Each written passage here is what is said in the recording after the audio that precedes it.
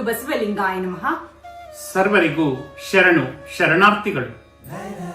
ಕಟ್ಟಬೇಕು ಮನವ, ಮೆಟ್ಟಬೇಕು ಮದವ, ಸುಟ್ಟುರುಹಬೇಕು ಸಪ್ತ ವ್ಯಸನಗಳ, ಆ ತೊಟ್ಟಿಲ ಮುರಿದು ಕಣ್ಣಿಯ ಹರಿದು ಆ ಬಟ್ಟ ಬಯಲಲ್ಲಿ ನಿಂದಿರೆ ಬಸವ ಪ್ರಿಯ ಕೂಡಲ ಚೆನ್ನ ಬಸವಣ್ಣ. ಶರಣರಾದ ನಿಜಸುಖಿ ಅಡಪದ ಅಪ್ಪಣ್ಣನವರ ವಚನವನ್ನ ಸ್ಮರಿಸುತ್ತಾ ಶರಣು ವಿಶ್ವ ವಚನ ಫೌಂಡೇಶನ್ ಆಯೋಜನೆಯ ವಿಶ್ವವಚನ ರಸಪ್ರಶ್ನೆ ತಟ್ಟಂತ ಉತ್ತರಿಸಿ ಭಾಗ 126ರ ಕಾರ್ಯಕ್ರಮಕ್ಕೆ ಸರ್ವರಿಗೂ ಶರಣು ಸ್ವಾಗತ. ಬನ್ನಿ ಪ್ರಶ್ನಾ ವಿಭಾಗಕ್ಕೆ ಹೋಗೋಣ.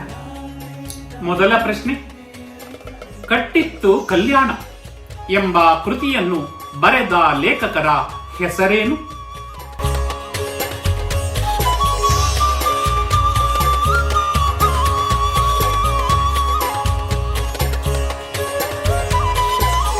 ಎರಡನೆಯ ಪ್ರಶ್ನೆ, ವಿಶ್ವಗುರು ಬಸವಣ್ಣನವರು ನಾವೆಲ್ಲರೂ ಒಂದೇ ಎಂಬ ಬೆಸುಗೆ ಉಂಟು ಮಾಡಲು ರಚಿಸಿರುವ ವಚನ ಯಾವುದು?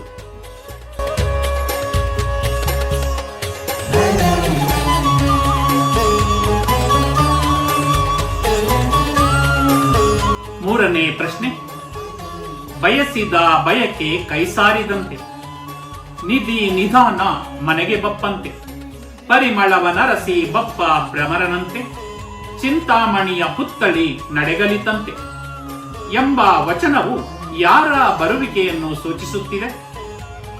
ಹಾಗೂ ಈ ವಚನವನ್ನು ಬರೆದ ವಚನಕಾರರು ಯಾರು?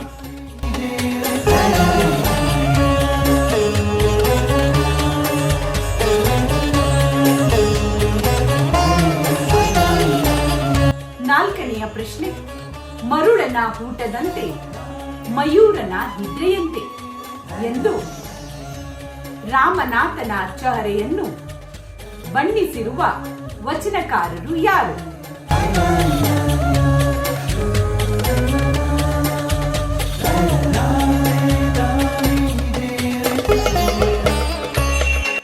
ಕೊನೆಯ ಹಾಗೂ ಐದನೆಯ ಪ್ರಶ್ನೆ, ನಮ್ಮ ಒಳಗಿರುವ ವಸ್ತುವನ್ನು ಅರಿಯಲು ಒಬ್ಬ ವ್ಯಕ್ತಿ ಅಥವಾ ಒಂದು ತತ್ವ ಅಥವಾ ಒಂದು ಸಾಧನದ ಅವಶ್ಯಕತೆ ಇದೆ. ಅಂತಹ ಅರಿವನ್ನು ಮೂಡಿಸುವ ವ್ಯಕ್ತಿಗೆ ಏನೆಂದು ಕರೆಯುತ್ತಾರೆ?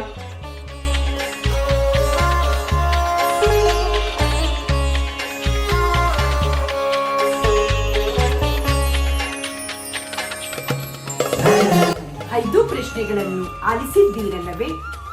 5 ಪ್ರಶ್ನೆಗಳಿಗೆ ತಟ್ಟಂತ ಉತ್ತರಿಸಿ ಬಹುಮಾನವನ್ನು ನಿಮ್ಮದಾಗಿಸಿಕೊಳ್ಳಿ. ಮುಂದಿನ ವಿಶ್ವವಚನ ರಸಪ್ರಶ್ನೆ ಕಾರ್ಯಕ್ರಮದಲ್ಲಿ ಭೇಟಿಯಾಗೋಣ. ಸರ್ವರಿಗೂ ಶರಣಾರ್ಥಿಗಳು. ಬಸವರಾತ್ರಿ.